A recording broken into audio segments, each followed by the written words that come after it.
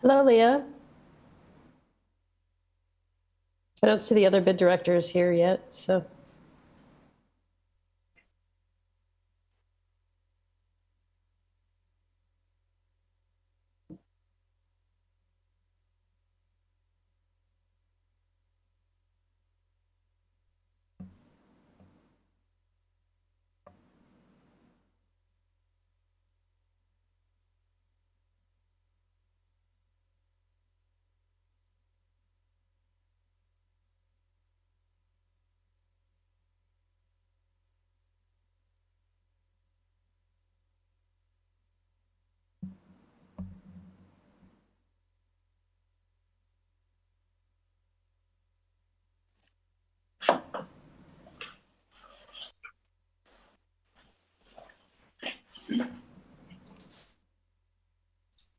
I just want to go on the record as not liking this that I've got going on at 6 o'clock at night.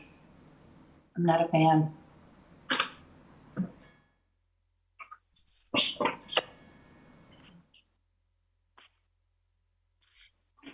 All right.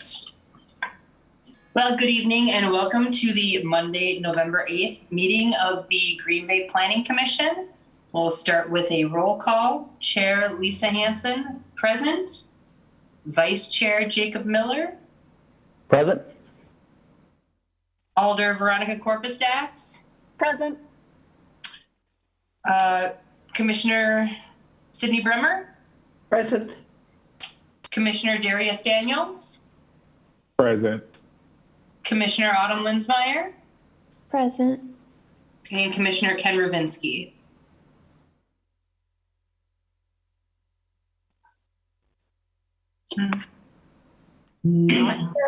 All right, it looks like Ken is not with us. Yeah, not seeing them. Okay. He might be joining us later. I don't know if he will. Moving on to the approval of the agenda for the November 8th, 2021 meeting of the Green Bay Plan Commission. So moved. Motion by Commissioner Bremer, a second by Commissioner Linsmeyer. All those in favor? Aye. Aye. Any opposed? And then moving on to the approval of the minutes from the October 25th, 2021 meeting of the Green Bay Plan Commission.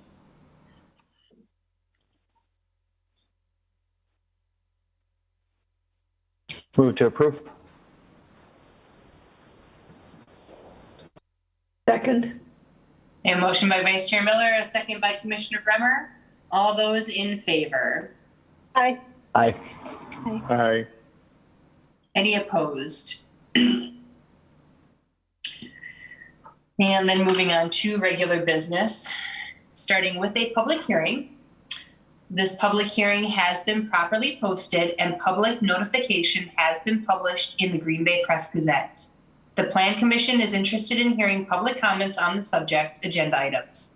We invite your comments and ask that after your name has been called, you state your address, whether you represent a group or association, whether you favor, oppose, or are only providing information in this matter, and your comments or concerns. We also ask that you confine your testimony to facts related to the proposal at hand and avoid repetitive testimony. You are recognized by the Plan Commission in order to speak, and please address your comments to the chair. Comments will be limited to 3 minutes.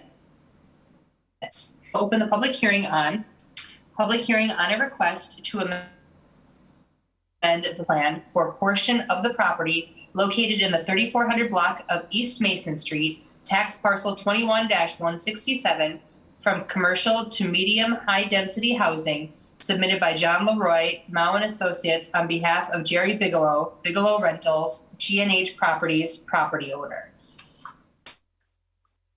Madam Chair, I can give a brief overview, if you don't mind. Thank you, Paul.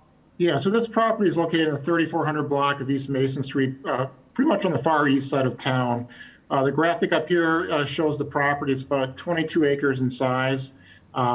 Huron Road, Erie Road, Finger, and East Mason. This property is kind of bounded by two family uses to the north, multifamily and single families to the east.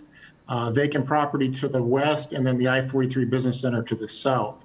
So the request tonight is a comprehensive plan amendment. This has been designated as commercial. We'll be changing that to a medium to high density residential. Not the entire site. There's about a 2.59 acre piece that would be left commercial. The balance, which is about 19.5 acres, would go to that medium to high density residential. That would allow for a rezoning to apartments, and that'll be another item within the agenda tonight. Okay, thank you, Paul. All right, so now with this public hearing, we are looking for parties who are looking to speak in favor to this item. And if you're calling in on internet audio, it is *6 to unmute yourself. Looking to take any interested parties who are looking to speak in opposition to them. Is there anyone wishing to provide information only? Is there anyone wishing to speak? Is there anyone wishing to speak? Is there anyone wishing to speak? Let the record reflect that no one came forward and this public hearing is now closed. Down to the actionable item, item number 2, consideration with possible action on a request to amend the city's comprehensive plan for a portion of property located in the 3400 block of East Mason Street, tax parcel 21-167, from commercial to medium high density housing, submitted by John Leroy, Mao and Associates on behalf of Jerry Bigelow Rentals. G&H Properties property owner. Thank you, Madam Chair. I can just add a few more details, I guess. We've kind of gone through the general site location. The city's comprehensive plan recommends commercial again, and that's what's being proposed for change tonight. Again, there's commercial to the west and southwest of the property. The current zoning it's got a variety of zonings. It's got a rural residential as well as a low density residential, very density residential to the west and to the east, and of course the I-43 Business Center to the south. With this change, there's criteria that we look at for comp plan amendments, and that's detailed within your report. And we did notify affected property owners. We didn't receive any calls or questions. We believe this is a good transition for this particular area from, kind of lower density residential down to, the business park to the south. So it really is kind of a sweet spot for that transition. So with that, staff is recommending approval of the request tonight for the comp plan amendment to medium to high density residential. All right, thank you, Paul.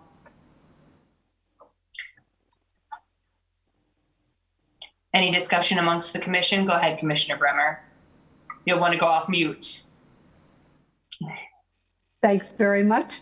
Paul, they are expecting to offer 192 units at $800 to $900 per unit. Is that indeed something that is considered affordable as well as market rate? Both phrases were used to describe that intention. I'm not sure I can speak to that directly necessarily, not knowing the market itself. It's strictly, this is looking at it from a land use perspective and a future land use. So I'm unless other staff can better address that than I can. Neil, possibly? Sure. Mr. Thank you, Commissioner. I believe that it is probably both statements are probably accurate based on our housing study that the city had done end of last year. While it certainly is probably, I would say that's probably the more affordable end of a market rate apartment.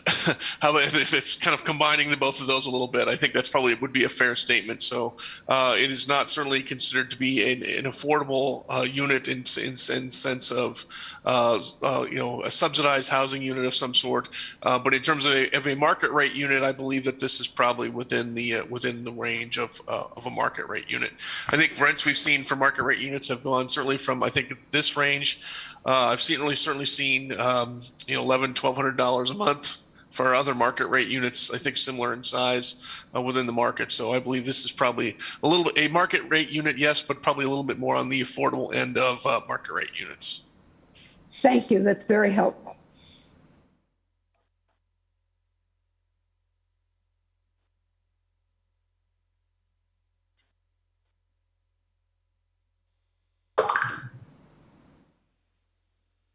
I would move to approve if no one had any other questions. I did have a question for Paul real quick, if I don't mind jumping in on you, Ken. Just looking at the comp plan, so I know this is commercial. Would you be able to pop that screen up again with the current zoning?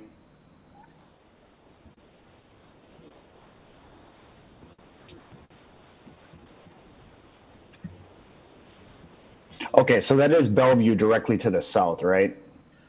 No, it's still within the city. That would be the Oh, it is? center. Oh, you're right. Okay, sorry. So in terms of the comp plan, is there any real concern that taking this gigantic block out of commercial and turning it into residential, is there a concern there at all? Not necessarily, no. I think I was going to kind of get into that into the action item. I mean, this parcel as well as two others to the west were candidates, years ago for commercial development. And I think the commercial market's changed, and our thoughts about, the size of commercial that's really needed to support the community. Mm-hmm. So, in kind of lieu of that commercial, this kind of fills that void almost ideally to as a future land use, really. Okay. Yeah, I was just wanted to point out just that being that much of a chunk of commercial, if we were comfortable flipping that over to residential, because if it's going to be apartments, it's going to be apartments for a long time. So if you're comfortable with it, that's good by me.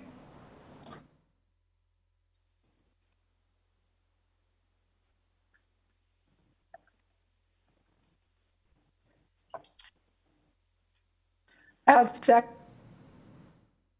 the book, but I would like to hear from Alder Corpus Dax about the neighborhood meeting. I just muted myself, so thank you. I'm in support of this, and Mr. Leroy had held a town hall. When was this? Back last fall? I think in July. Maybe. In July, yep. And people were definitely more receptive to this than they were the previous proposal, which was potentially the cold storage. So I don't know if you guys remember that coming through a couple of years ago. And residents around that area were very much opposed to that, because then that meant that the public or the industrial park was jumping Mason Street and now encroaching on residential areas. So they were definitely more receptive to the apartments going in, knowing that at some point that land's going to get developed. It was just a matter of how it was going to get developed. So, I saw the plans at that point. I support it, still support it. So.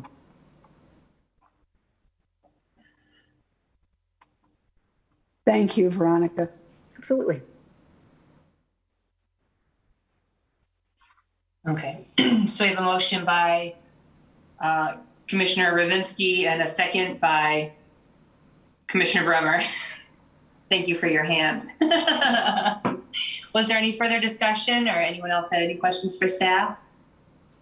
Okay, hearing them, we'll go ahead with a voice vote. All those in favor? Aye. Aye. Aye. Any opposed? All right, and then that will go forward to city council meeting, and the next city council meeting, I'm trying to get my calendar up as quickly as possible. I believe it's December 7th.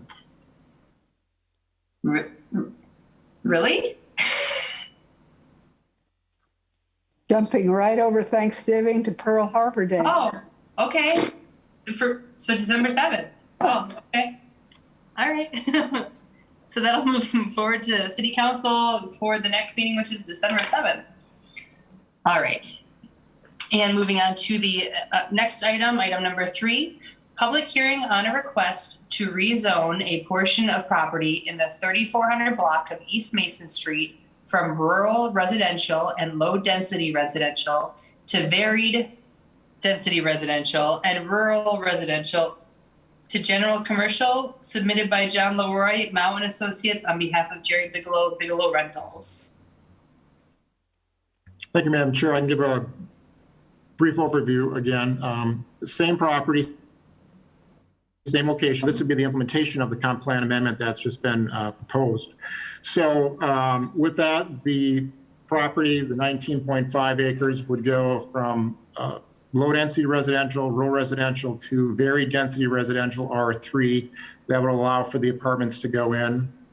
The 2.59 acre parcel toward the southwest here, that would go from rural residential to commercial. Again, that would be in keeping with the comp plan's recommendation for that portion. But again, this would be the implementation now of the comp plan recommendation.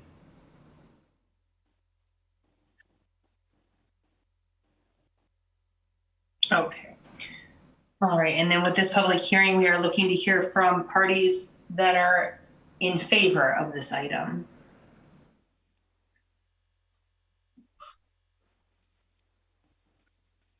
Looking to hear from parties who are in opposition to this item. Mr. Leroy had raised his hand. Oh, okay. John Leroy, Mount Associates. Just wanted to go ahead and touch base that I'm here for any questions past the public hearing comment for any specifics.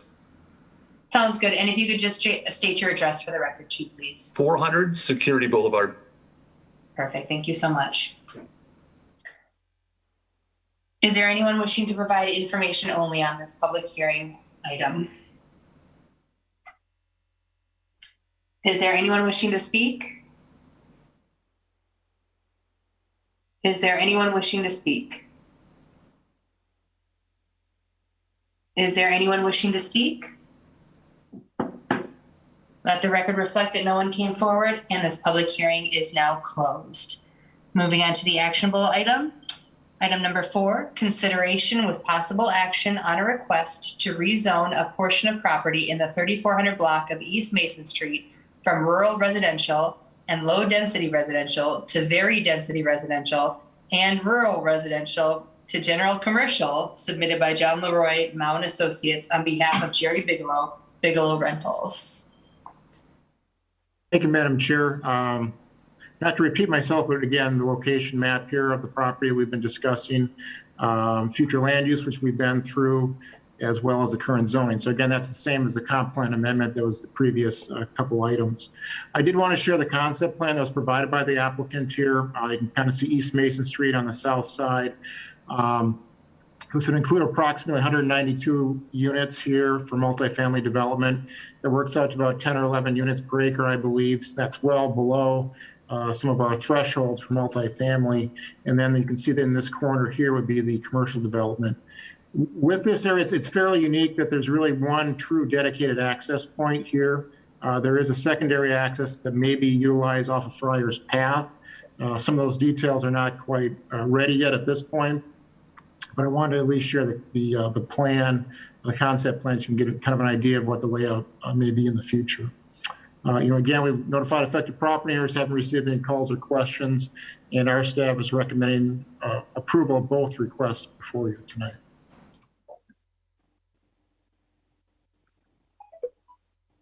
Thank you, Paul.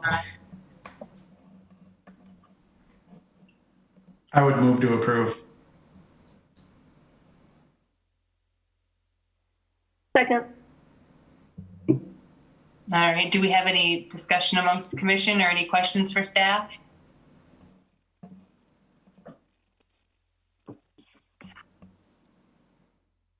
Right. So we have a motion on the floor by Commissioner Ravinsky, a second by Alder Corpus Dax. I guess we can go ahead with the voice vote. All those in favor? Aye. Aye. Aye. Aye. Any opposed? All right, then that moves forward unanimously to the December 7th meeting of the Common Council. Moving on to item number 5, consideration with possible action on the approval of the Military Avenue Business Association Business Improvement District Operating Plan for 2022. Madam Chair, I'd like to just give an introduction, please.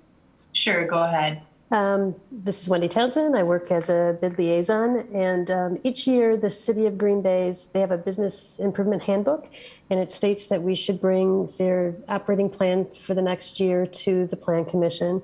So that's what each one of the bids will be presenting this evening. Thank you. All right, thank you, Wendy.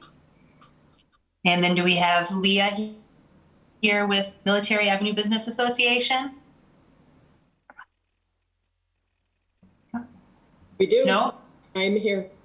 Perfect. Hi, Leah. Hi, Lisa. So you have a copy of our operating plan for this year, and the attorney has approved this draft, and so has our board. COVID definitely sent us back a bit on accomplishing things last year, especially trying to have a strategic plan done.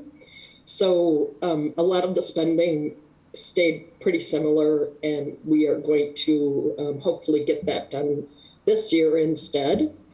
A couple increases were for more data security and web security after having our website hacked this year. It was really painful, a poor experience, and our email was frozen for quite a while because of that hack and the thousands of emails that went up using our militaryab.org. And I thought we were too small to have to worry about those kind of things, but that's exactly who usually is getting targeted, the ones that are small. So we had to pay quite a bit more for some extra security on that. Our market was very successful, and we actually planned a bigger winter market. We hadn't intended on doing that, but the board gave me permission to invest in cleaning up the former Old Country buffet space. And it's actually really nice and large on the inside. We can fit almost 45 vendors in there. We started on Saturday, and I think it was very well received. So I guess that's all for the changes that I think between last year and this year's operating plan. But I'm open for questions.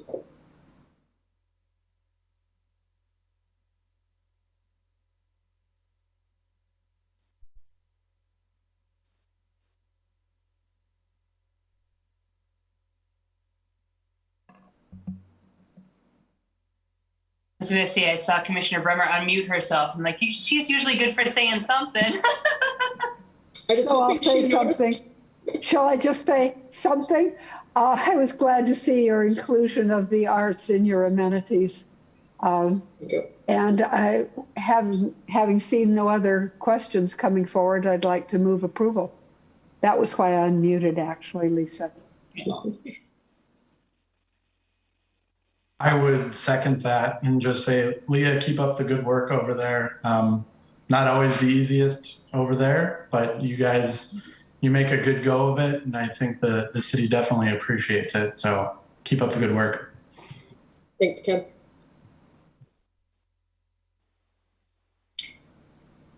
Any other discussion? Otherwise, we do have a motion by Commissioner Bremer and a second by Commissioner Ravinsky to approve that operating plan for 2022. And we'll go ahead with a voice vote. All those in favor? Aye. Aye. Any opposed? All right. That operating plan is approved and it goes forward to City Council for the December 7th meeting. And moving on to item number 6, consideration with possible action on the approval of the On Broadway Incorporated Business Improvement District Plan for 2022. You just want me to jump in, Wendy? I think that was a yes. I'm sorry. Yes, go right ahead. Thank you. Thank you, commissioners, for having us in front of you today to talk about our plans for next year. I think ours is probably quite a bit different than what you saw last year. Last year, you may recall, we just had one line item, which was a blanket allocation, keep On Broadway alive. to summarize it best. So this year is quite a bit of a different story for us. Our bid plan is different than the other two before you, and that's not uncommon. Bids can be created in a lot of different ways across the state. And one of the things that is particularly unique about our bid is that there is a clear separation between the bid and On Broadway as a nonprofit organization. And so as a result, what you see before you is a budget that reflects just the bid and not On Broadway as an entire organization. But obviously bids are created typically to support an organization that's doing the work, which is what you see in this case. So we essentially went from, what previously was just, or what last year was just a blanket allocation, and we did return back to separating into buckets, if you will. The first bucket is just related to lighting, recognizing the importance of lighting in our district. We did reduce that amount by $5,000, but it's not because we intend to reduce the investment. That's the amount that we're requesting of our bid, and On Broadway intends to supplement that more substantially with proceeds and income from sponsorships and our events. Our annual maintenance continues to hold flat at about $25,000 a year. So this is what you see from, planting flowers. When you bring in the watering every week, you are installing fall decor, winter decor. Annual maintenance actually adds up very quickly. I think it's just one of those things that most people don't realize, but that is annually what we spend on just, greenery, if you will, in the district.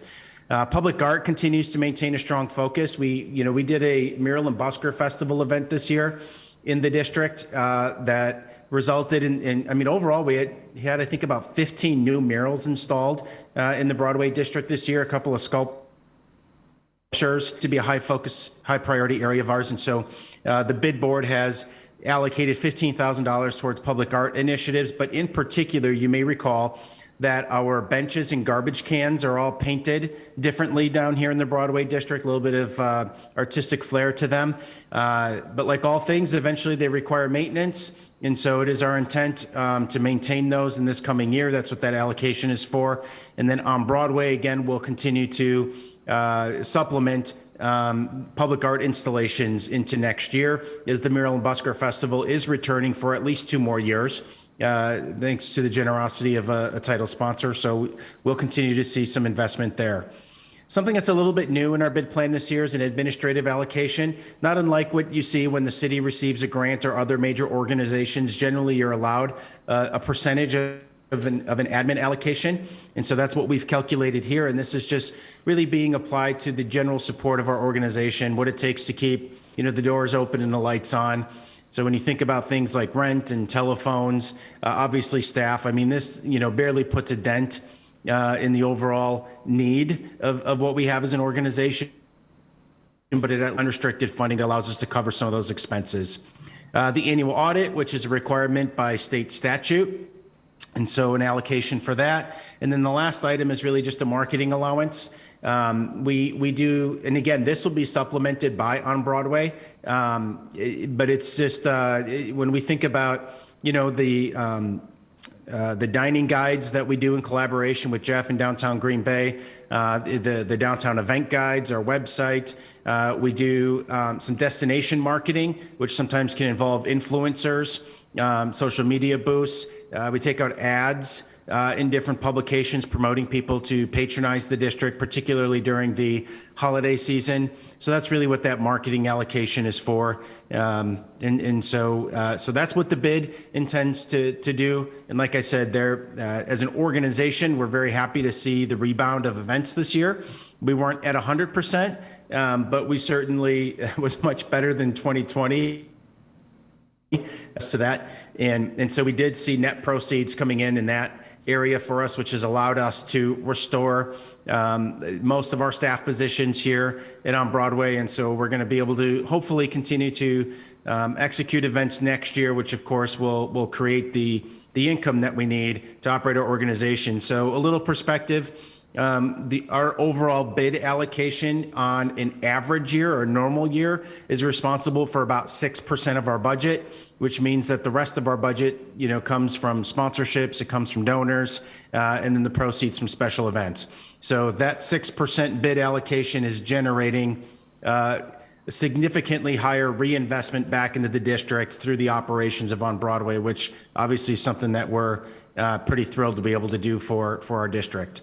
So with that, happy to take any questions if you have any.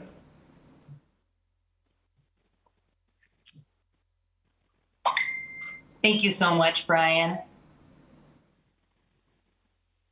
Go ahead, Commissioner Daniels. Thanks, Brian. Thanks, Lisa. Brian, quick question. And this is probably not something you guys can do or might consider, but with the recent incident on Broadway, the break-ins and things of that nature, is it feasible, or have you guys looked at any type of, camera system? I know that those can be very expensive, but anything for the business owners to add some sense of security for them? Has that been thought about? Or?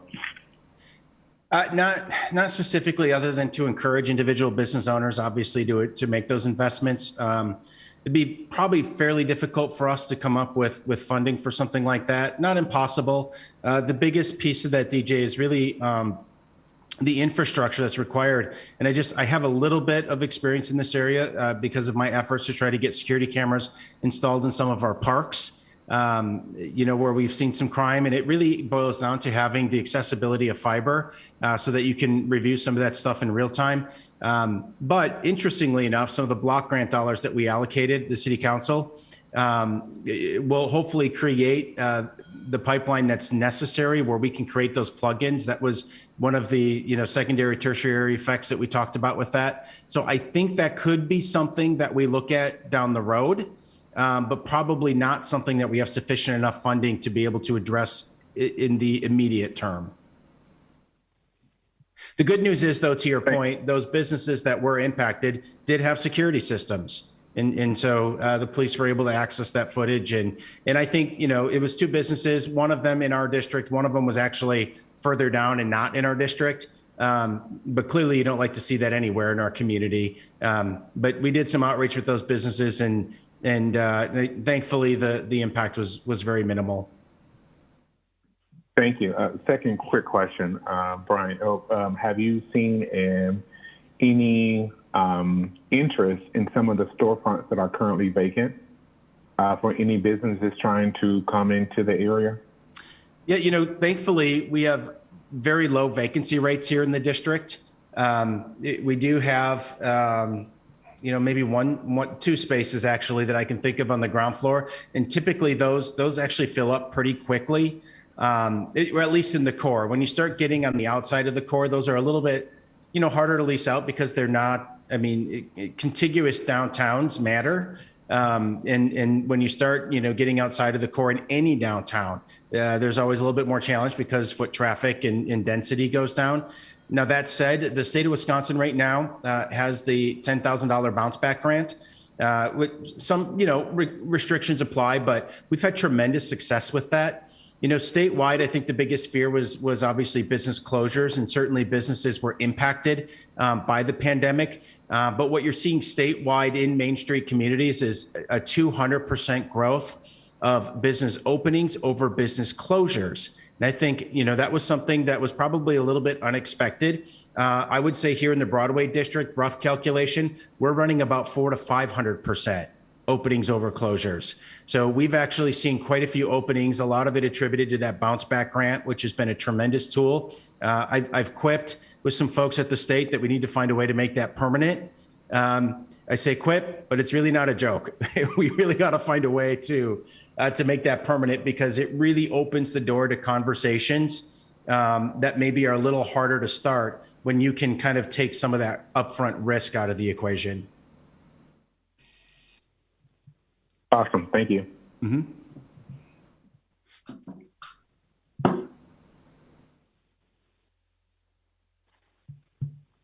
Okay. Make a motion to approve. I would second. All right. So we have a motion by Alder Corpus Dax and a second by Commissioner Ravinsky. Do we have any further discussion amongst the commission? All right, hearing none, I'll go ahead with a voice vote. All those in favor? Aye. Aye. Any opposed? All right, and then that will go forward again to the Common Council meeting for December 7th. Moving on to item number 7, consideration with possible action on the approval of the Old Main Street Incorporated Business Improvement District Operating Plan for 2022. Good evening, Plan Commissioners. Nice to see you all tonight, and I look forward to giving you an update on some of our plans for the year 2022. You have before you the bid plan for the Old Main Street Business Improvement District.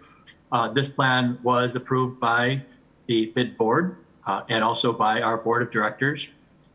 Just as a little refresh for anyone new to business improvement districts, we are a sister organization to Downtown Green Bay Incorporated.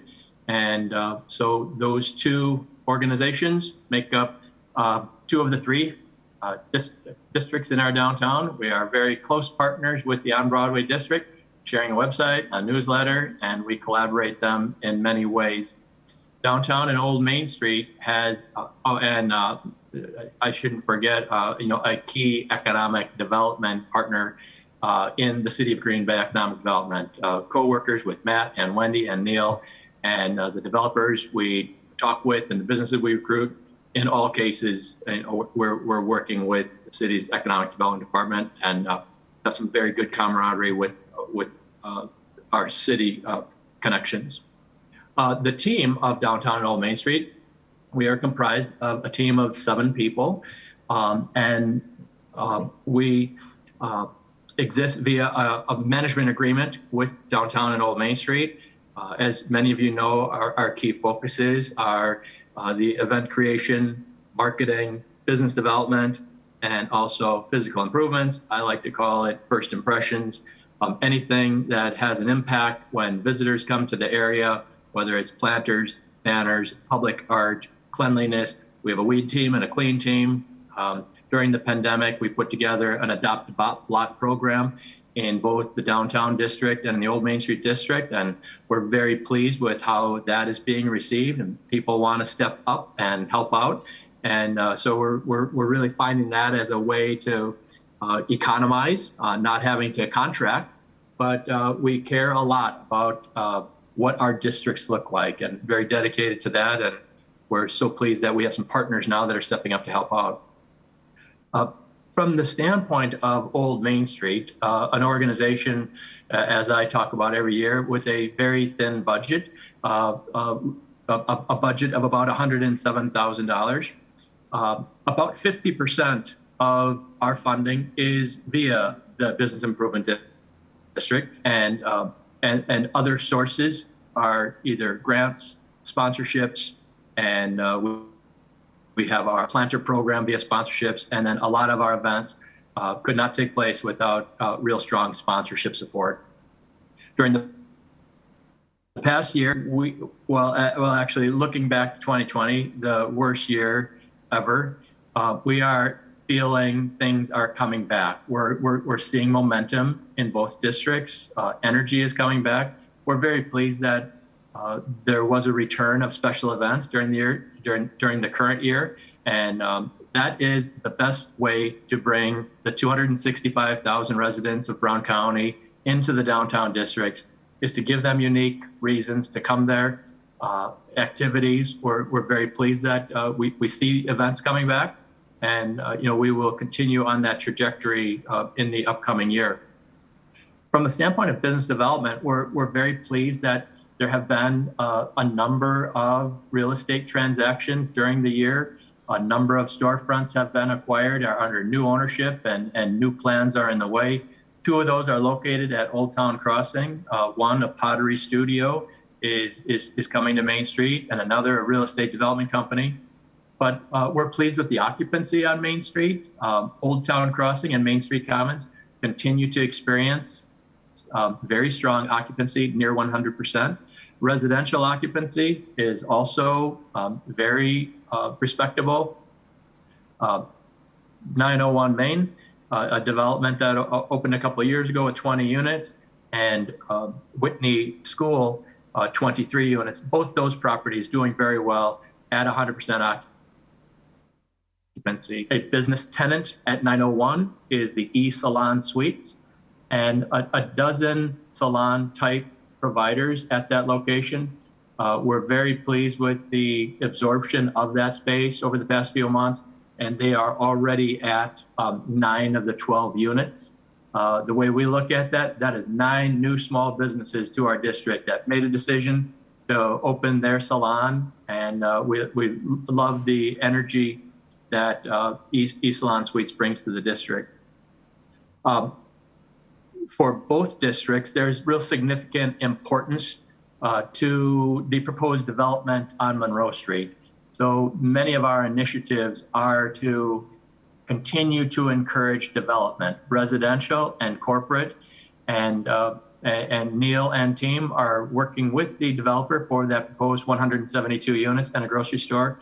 We feel that that property positioned very nicely, equidistant between both the downtown and Old Main Street districts, and we're very hopeful that we can see continued progress, and we want to do whatever we can to support that. Whitney Park has been really a key activity center.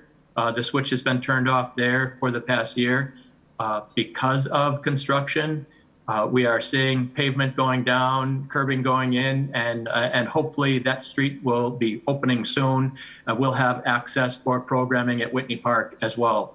So, I'd be more than happy to answer any questions regarding the Main Street district, but our board and leaders are pleased with our progress and encourage for what lies ahead in the upcoming year. Thank you so much, Jeff. Daniel. Hi, Jeff. I just have one quick question for you. Can you give us an update on developments for the old Greyhound bus station? Is there any plans to do anything there? I mean, that building has been sitting, and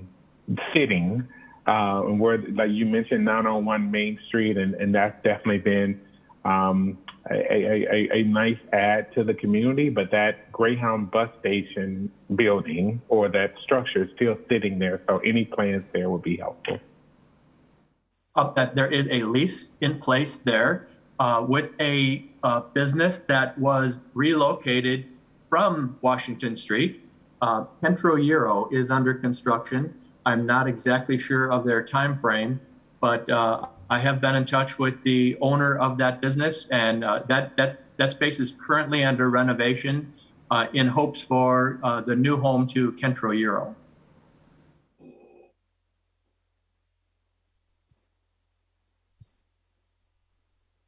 I just want to offer congratulations on that, and also on the good work that you've done with the Whitney Park area development, Jeff. And with that in mind, I'd like to move for approval. Second. All right, that's a motion by Commissioner Bremer and a second by Commissioner Daniels. And yeah, I was very excited when I saw that the Euro place went out. I'm like, well, where am I supposed to get Euros now? But yeah, the Greyhound bus station, that's where we're going to get our Euro. So I heard about that probably about a month ago or so, but yeah. All right, so a motion by Commissioner Bremer, second by Commissioner Daniels. Any further discussion? All right, seeing none, we'll go ahead with a voice vote on the Old Main Street operating plan. All those in favor? Aye. Aye. Any opposed? All right, and then that will move on to City Council for December 7th.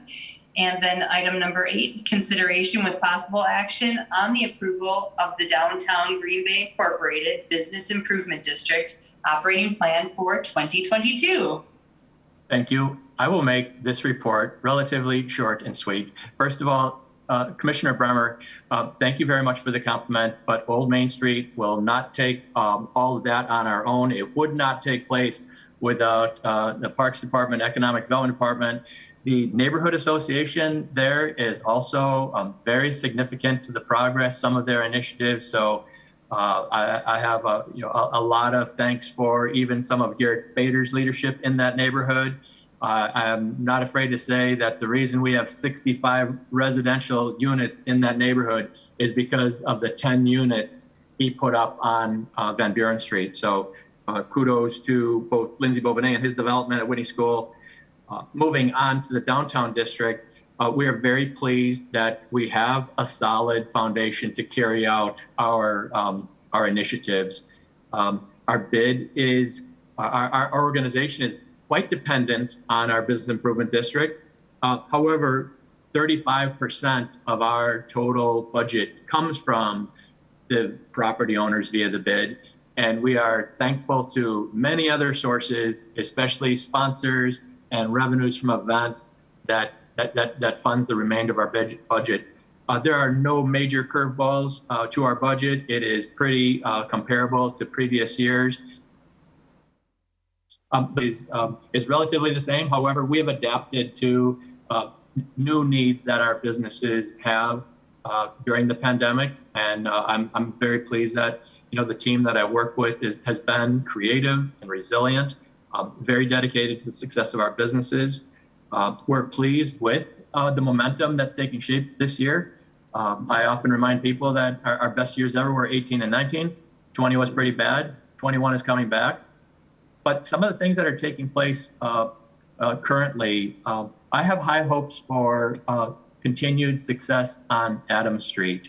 When the folks from Republic Chop House bought a vacant building right next to Angelina, they invested significantly inside and out, and it was clearly not a fixer-upper. The property was completely gutted down to only the restaurant, the kitchen hood, and we now have a delightful restaurant, Jari. I'm pleased to say that they're off to a great start. Try them out if you haven't been there yet. That is characteristic of a downtown business that had confidence in investing even at this point in time. And we're witnessing more and more of that. The former Nectar, again, a business that closed during COVID, is now under construction for a business soon to be known as Fresh Kind. They hope to open. This is healthy, casual food, similar to a Chipotle. The chef there, Chef Russ Petrowski, has partnered with a business from Swamico Iron Duck, and they hope to open in several weeks. So we look forward to welcoming a new business, food-related, on Adams Street. That chef, Russ, has also embarked on a second restaurant, and the space located right next to the Heel, right next to Angelina, the former Heel building, will be a restaurant, plans to open by the holidays. There was a major historic restoration of that former Heel building. This was not a fixer-upper, but a major investment in that space. We're very pleased that a property owner had enough confidence to invest in that space. And we hope that the synergy of that trio of restaurants, we all know and love Angelina, been around for a long time, but we hope that influences other significant development nearby, notably the Shower and Schumacher buildings. A number have looked at that space during the summer months. We hope they're putting plans together. A number of other very significant initiatives that took place during this year. $1 million expansion at the Automobile Gallery is turning out to be a very unique venue for events. Make sure you check out the new pavilion there. And a $1 million expansion at Initiative One. Developments such as these do convey confidence and momentum to others.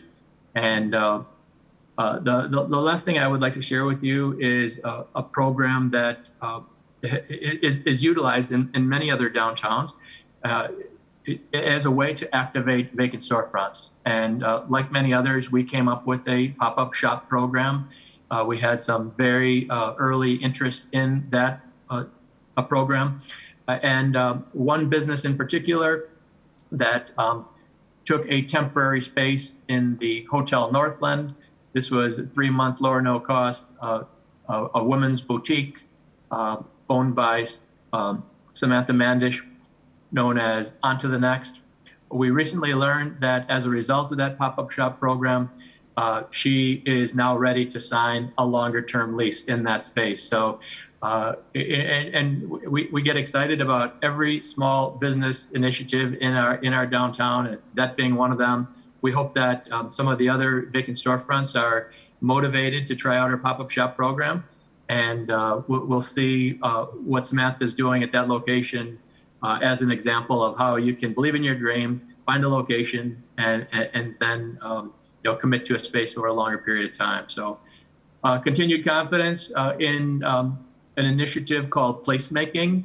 The beautiful lights that you see downtown on Washington Street, along the Packers Plaza, and on South Washington Street are only because we have generous sponsors who believe in the importance of that. We are soon to be lighting up the city deck bigger than ever. We trialed that last year and it worked out very well. And so we plan to do the entire city deck from the Rainichke Bridge to the Bart Starr Bridge. And you'll be hearing more about that in the upcoming weeks. So the downtown and Old Main Street team are eager to continue to make things happen, make our community proud, and invite residents from throughout Northeast Wisconsin to come to a downtown that is vibrant, always things to do, and may consider opening a business or residing in our downtown.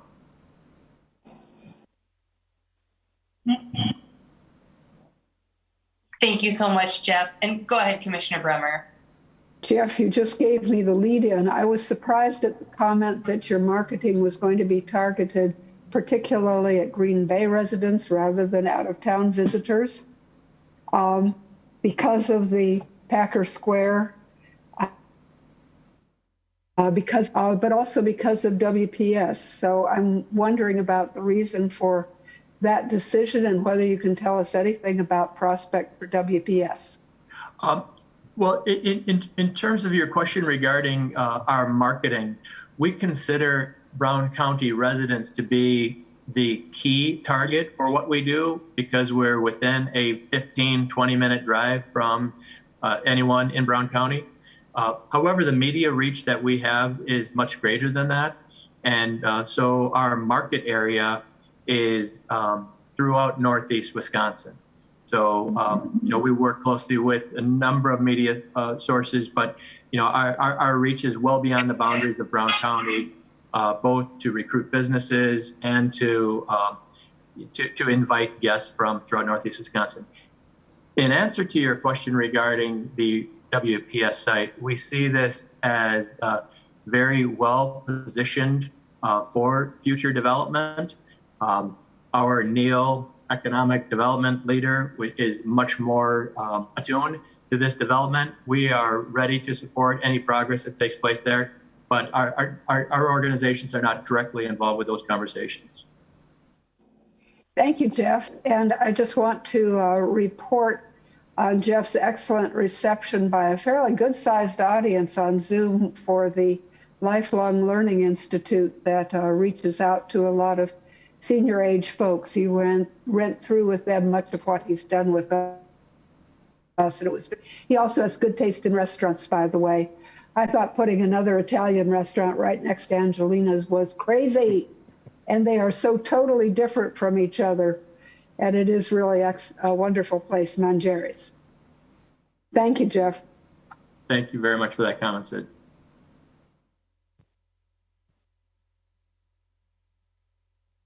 Is there any other discussion or any comment? Go ahead, Commissioner Daniels. Hey, I just want to echo what Commissioner Bremer said, Jeff. I think as someone who lives, works, and sometimes plays in downtown, I really do appreciate the variety and diversity of restaurants that are being brought in. And I can speak for everyone at my place of business. I think they appreciate that as well. Even with last year or earlier this year with Mad Chicken, I think has really just changed the complexity of offerings in the downtown area. So amazing work that you and your team are doing. So thank you for that. My question, and I don't know, Jeff, if this is a question for you or maybe for Neil, but the scooters are doing very well downtown, from my understanding, and I see them everywhere. What I also see are the skid marks on the sidewalks, and I don't know if that's something, maybe the snow is going to go and it's going to go away, but is that something that would be addressed on your end, Jeff, or is that something that's more for the city? I mean, I will start off, and Neil has his hand up as well, but I believe that the damage to our sidewalks and the unsightly nature is the responsibility of the company that is gaining and renting the scooters to people.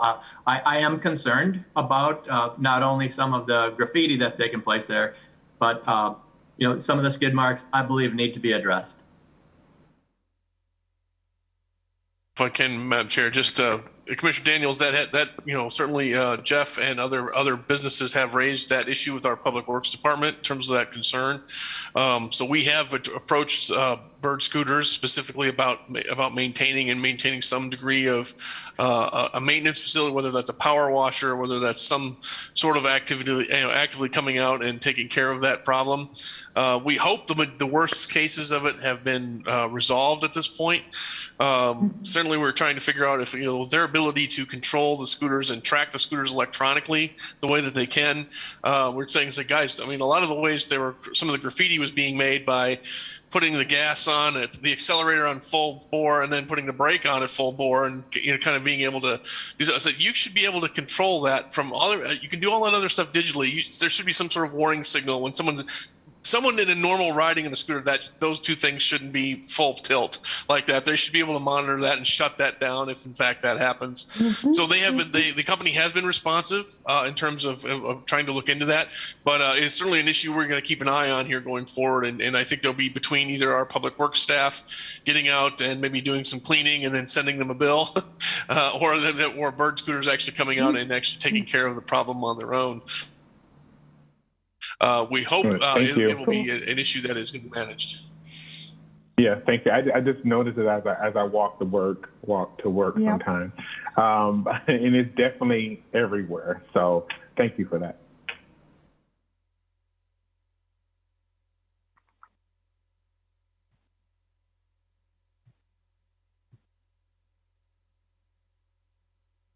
I would move to approve.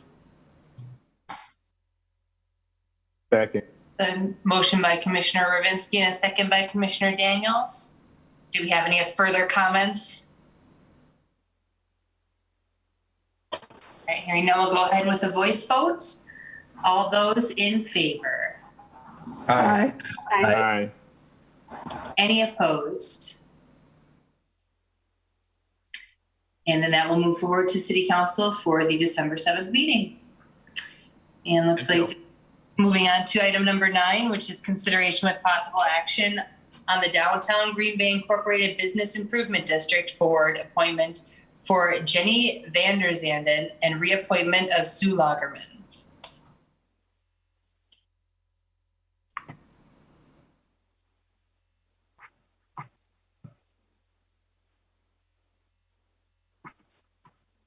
I think Jeff Merkus will probably take that one if there's any questions.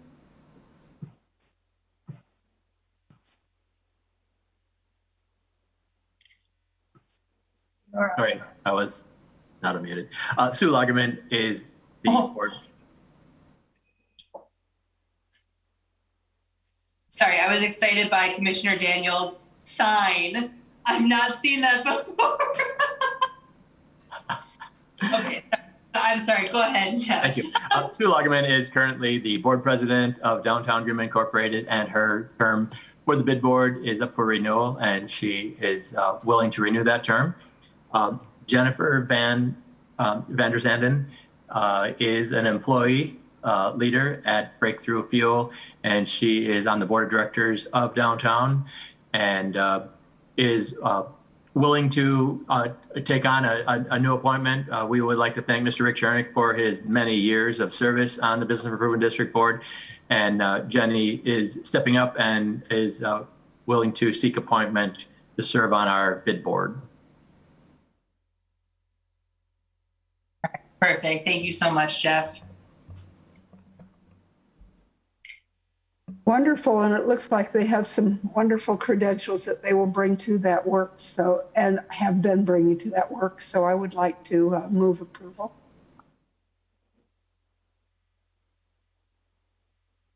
So a motion by Commissioner Bremer. Any further discussion?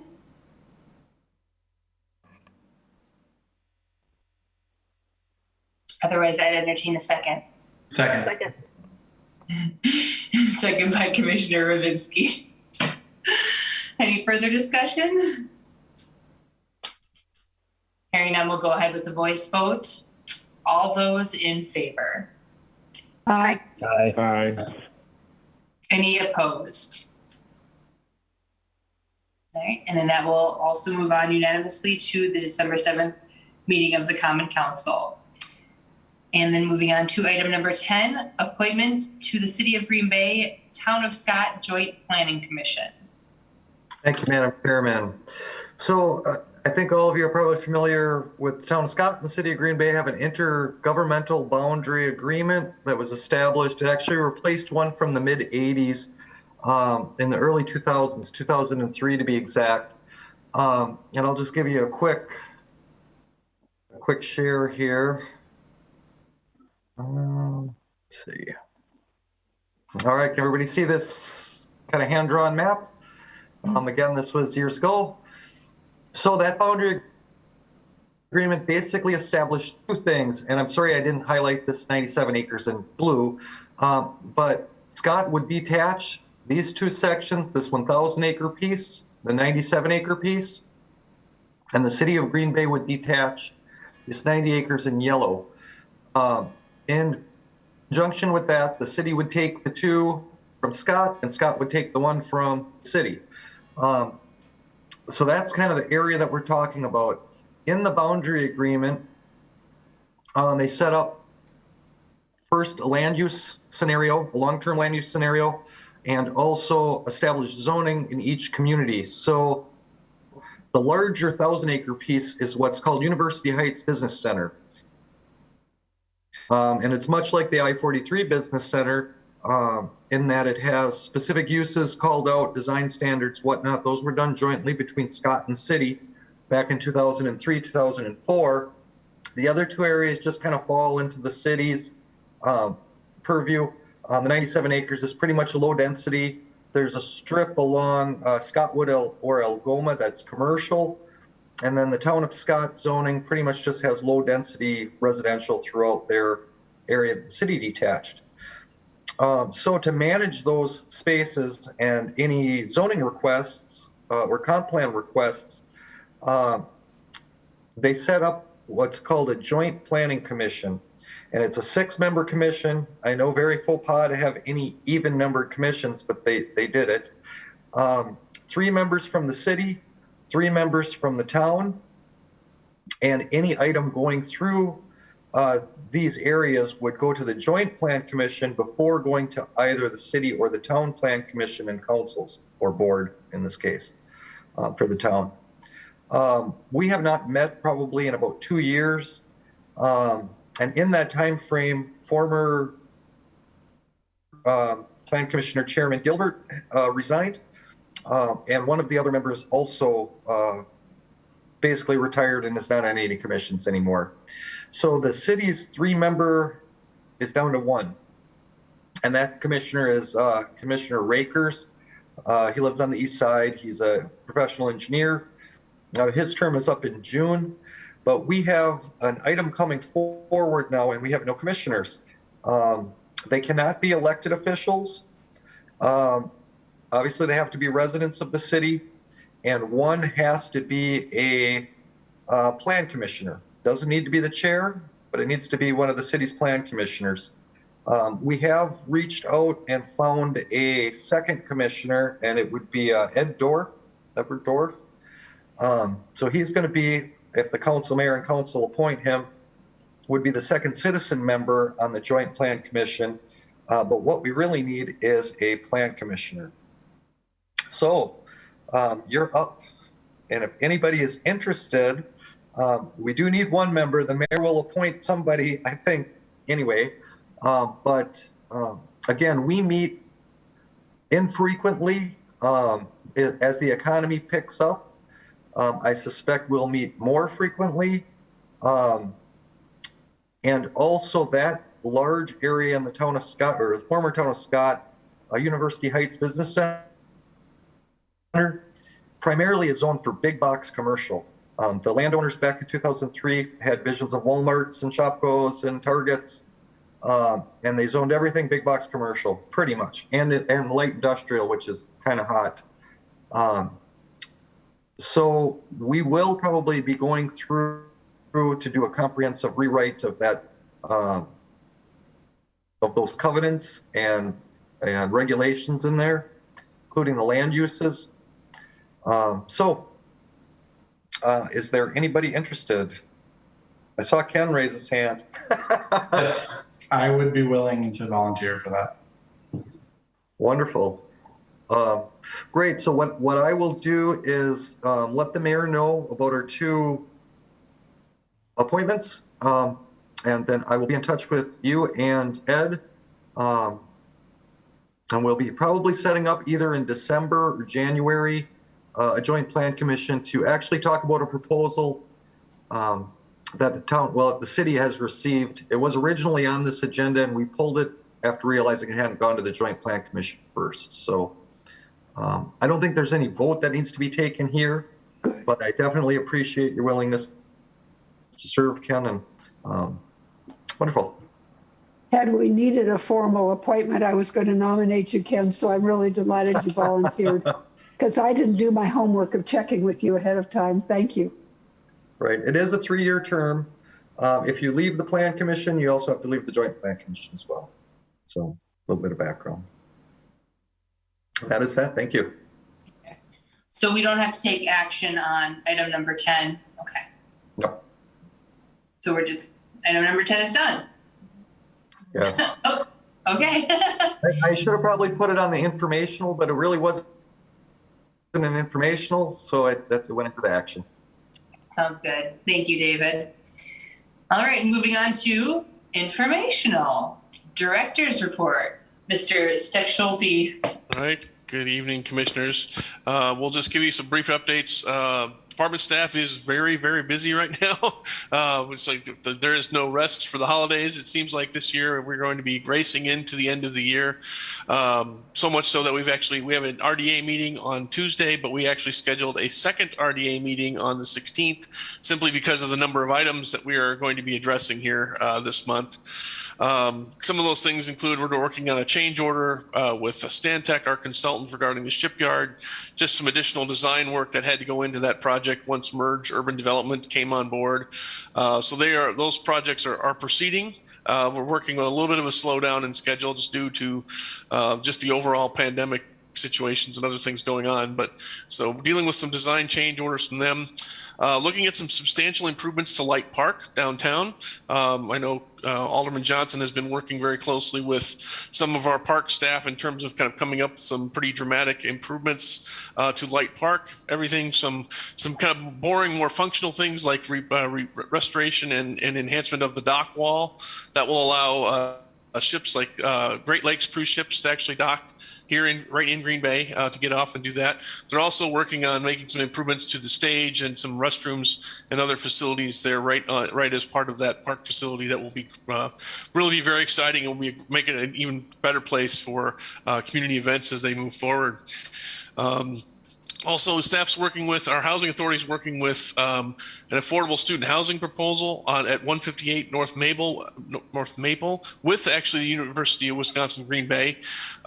Several students will actually reside there for a reduced rent rate in exchange for doing some civic volunteering and working with a couple of different city programs. So very unique proposal being brought forward by the university, and looking forward to seeing that come forward.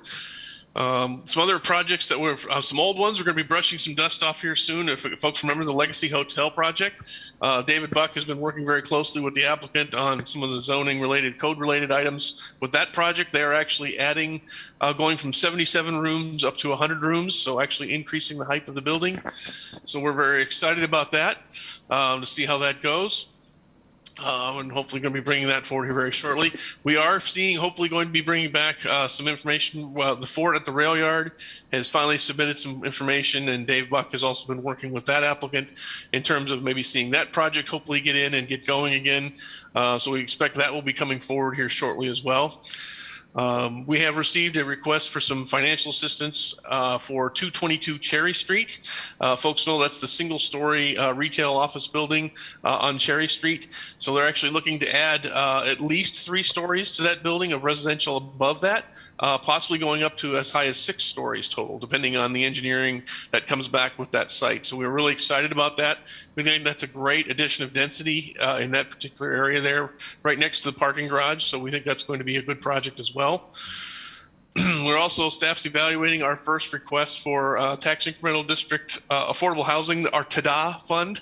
If folks have heard, Cheryl, Deputy Director Vernier Rigg, is on the line. She's been working very closely with that program.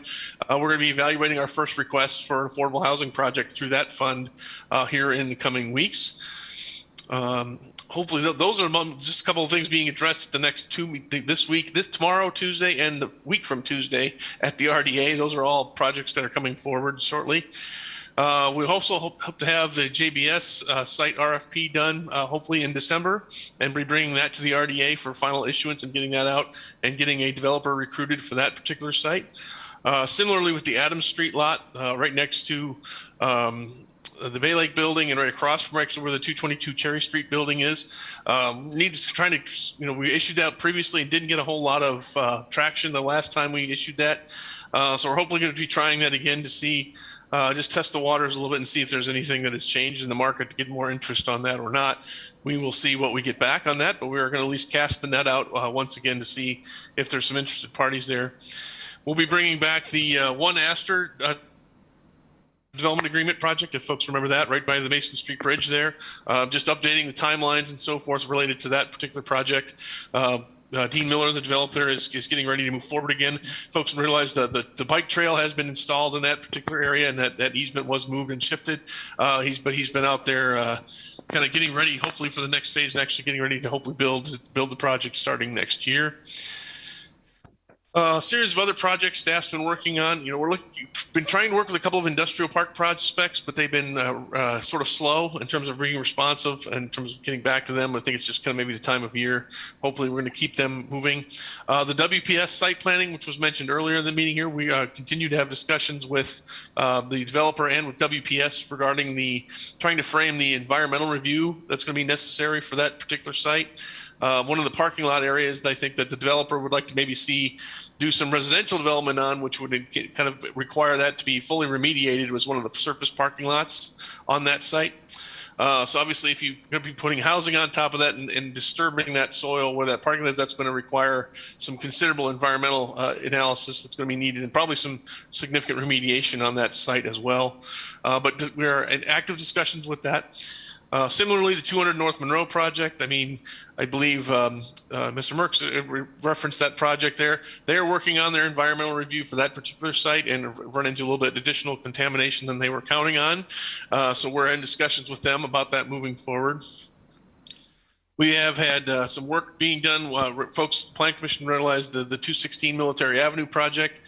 We've been approached by possibly coordinating an RFP process for like a 1.1 acre site on the front of that project to try to see if we can attract a development for that particular corner of that site. So which is exciting to hear in terms of, obviously they were asking for a 3-year window to try to identify something, and here we are like 2 weeks after we've had that passed, and we already have a development prospect that we may be able to coordinate with through an RFP process for that site. So we'll see. Hopefully that's something that can come forward here in the next several months if successful.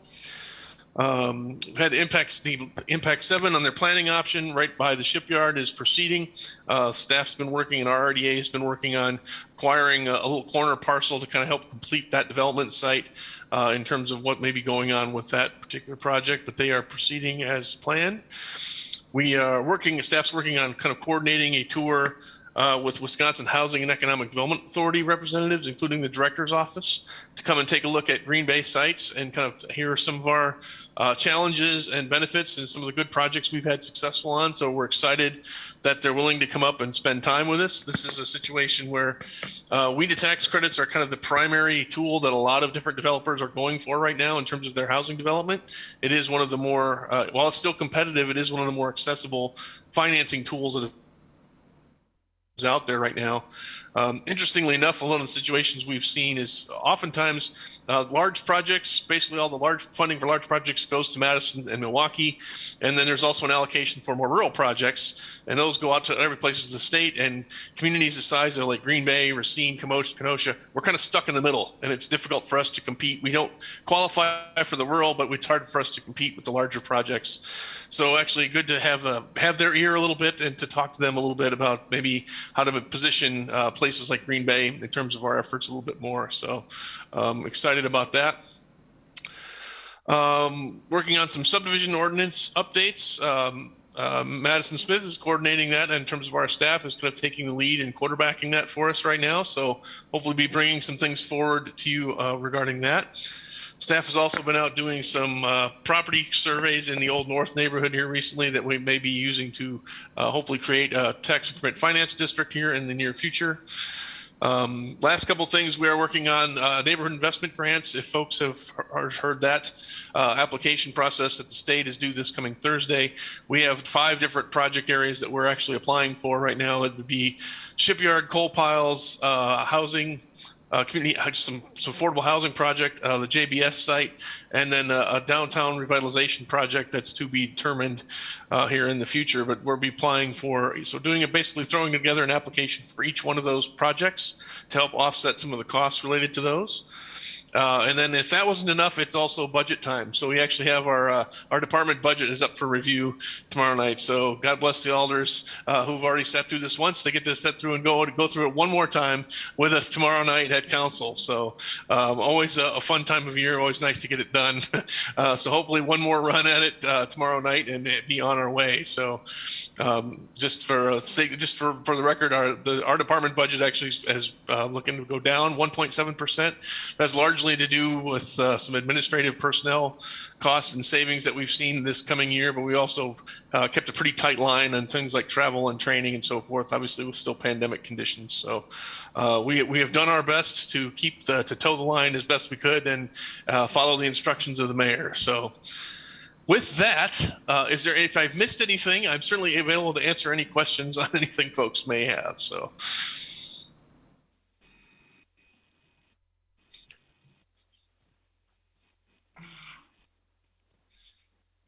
All right. Well, thank you. I was gonna say, any questions? All good things. So thank you so much for that report. I was just I don't even know if you realize how excited I was that I pronounced your name, I think, correctly. I was like, Mr. Steckschulte. Perfect. So, all right. Well, thank you so much for that, Neil. All right, it looks like the date of the next meeting is November 22nd, 2021, and that is a date change. The original meeting was supposed to be the 29th, and moving it up to November 22nd. And with that, I'd entertain a motion to adjourn. So moved. Motion to adjourn. Second. We got a motion by Commissioner Reminsky, a second by Alder Corpus. All those in favor? Aye. Aye. Right. All right, everybody. Approved. See you. 20 seconds. 20 seconds. Thanks, everybody. 20 seconds. Got it.